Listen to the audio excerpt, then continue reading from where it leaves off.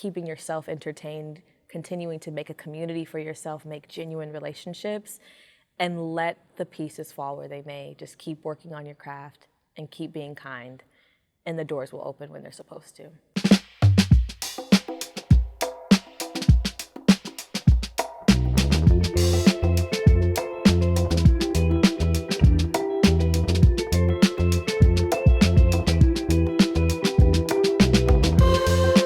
Hi, I'm Hailee Kaleem Wright. You have maybe seen me in Six the Musical, or Paradise Square the Musical, or currently Moulin Rouge the Musical. I play Satine in Moulin Rouge. I'm currently the alternate there. Basically, being an alternate means that when the principal Satine is either sick or doesn't have it for the day, they call me and I go on for Satine that night. Sometimes it could be an hour's notice, it can be a couple days in advance. Luckily for me, this is like one of the best alternate positions you can have because I have a guaranteed day every week. So either Tuesdays or Sundays, you can catch me at the Al Hirschfield, so come and see me. Do you ever feel so paper thin, like a house of cards, one blow from caving in? Do you ever feel already buried deep, 6 feet under screams, but no one seems to hear a thing? Do you know that there's still a chance for you? 'Cause there's a spark in you. You just gotta ignite the light and let it shine. And just own the night like the 4th of July. You don't have to feel like a waste of space. You're an original, cannot be replaced. I rehearse with all of the new, like, any Lady M's that come in, just any other roles, like people who are understudying.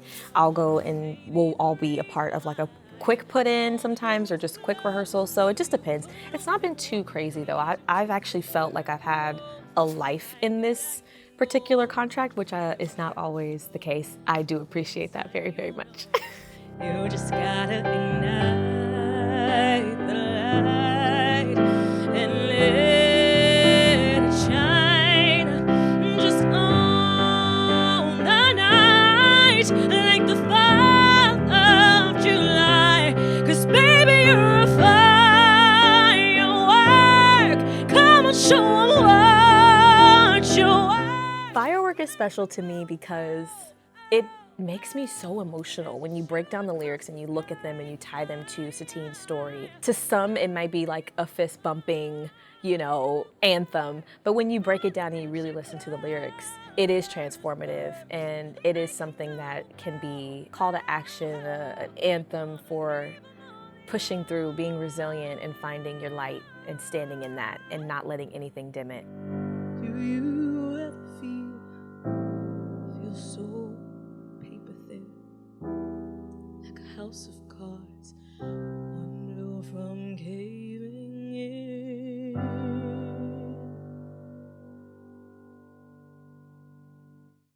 My Broadway debut was Paradise Square. Paradise Square, it's so funny because for me, my brain now at this point has flushed out a lot of the tumultuous, more like the times that got into the headlines, like all of that stuff has kind of left me. All I remember is the compassion we had for one another, that the cast had one for one another, the family like surrounding that we had. I mean, we had marriages, babies, losses. We really, as a unit over the course of making it and beginning it in 2018 to bringing it to Broadway in 2021, 2022, like we have had so much life in between there. So that's what I remember the most from Paradise Square. And then all the other stuff is like, honey, the book will come out eventually and y'all find out.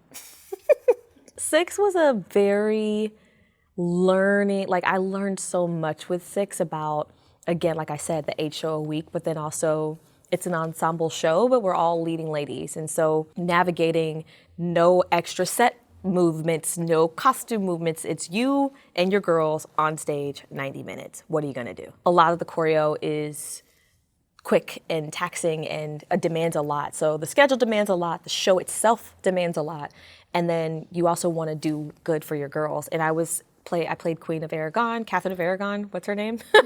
I played Catherine of Aragon, and so I felt a especially sense of like pressure because I was the first song in the show, and so I wanted to start the show off with a bang, make sure everyone in the audience understands that we are about to give you the concert that you've always wanted while also giving you a musical and a story that you might not have heard of. So I learned a lot with Six on how to tell a story, how to lead a show, how to be a good team player while someone else is leading the pack. Aragon is the MC as well of the show, so that was a new thing that I had never quite experienced, of having to kind of keep the pace and the drive of the show going. So yeah, learned a lot. So my first Broadway show that I ever saw was Fela. That was at the Al Hirschfeld Theater, which I'm now performing at. And starring Saw, who played Fela, who originated Lautrec, which he sang Nature Boy. So this is a whole full circle moment we're having right now. There was a boy.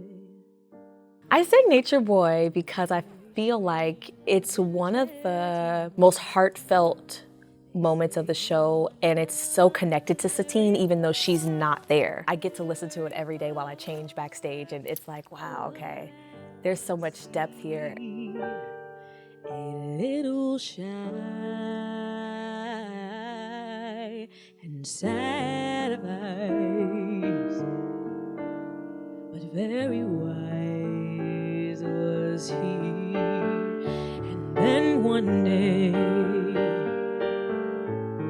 one magic day, he passed my way, and though he spoke of many things, fools and kings, as he said to me,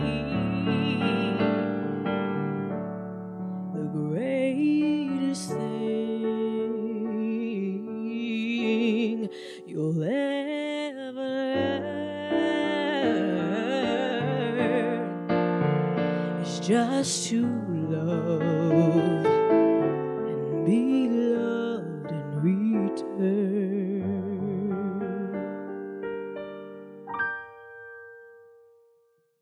I'm still learning what the differences are between standby, alternate, understudy. Like I fundamentally get them. Being an understudy usually means you are on stage and you cover a principal role. Being a standby, now that's where I'm not sure standby, alternate, what the difference between those two is. But for me, I think maybe the key feature is that you only cover one role. You're only doing one role, but that's not all alternate roles. So I'm not quite sure. I don't. It's very confusing, but I'm learning. Hardest thing about being on Broadway is the schedule. Doing 8 shows a week is just so taxing, and emotionally and physically you have to ration out your week. And then things happen like 12 show weeks or 15 show weeks or 16 show weeks, and then the holidays. And so you really are asked a lot of, and you kind of have to sacrifice a lot of your personal time in order to show up for your job and show up for the people that are all sacrificing the same amount of time to be there and to put the show on. So it's a very demanding schedule. And I know it's only in my mind. On My Own is special to me for a couple of reasons. It was one of my first audition songs, I mean years and years and years ago. And I had probably no right performing it in the rooms. I'm sure they looked at me like, oh, this sweet green young girl.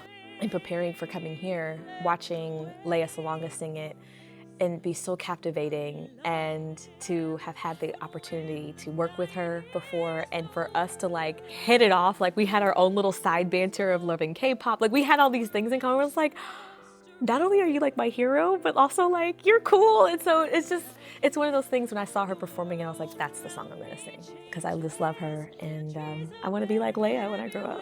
The streets are full of strangers. I love him, but every day I'm learning. All my life, I've only been pretending. Without me, his world will go on turning.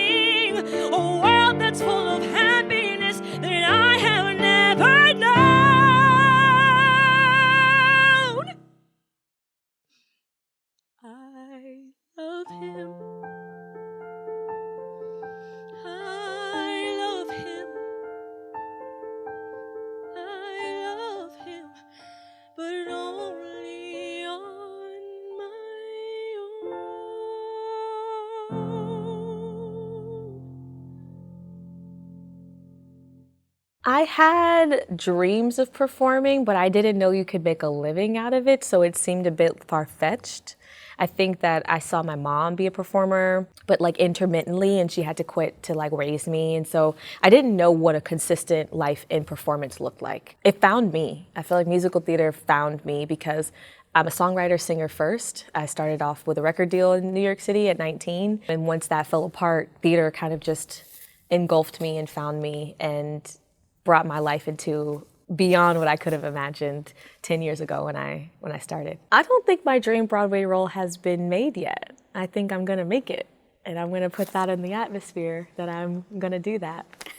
I have so much advice for aspiring artists, but the key things that I think are perfect for anyone in any field is to remain a student, study your craft, fall in love with the craft, fall in love with singing in your room and imagining it being a full house. Like, that is going to be the thing that gets you through when you're auditioning and you're getting no's or you're not hearing anything back, because you never hear a no. That's a misconception. You don't hear any no's, you just hear nothing. And sometimes that silence can be so deafening, it can really hurt.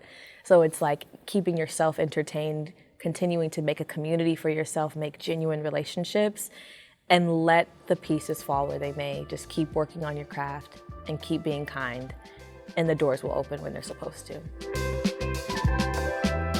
Thanks to our incredible guests for sharing their talents with us, to Tell Group and our gorgeous venue, the Silver Lining Lounge in New York City, and to you for joining us at And That's Showbiz. We have a lot of Broadway content coming your way, so don't forget to subscribe and let us know what you thought and what guests you want to see in the comments. And we'll see you in the next one.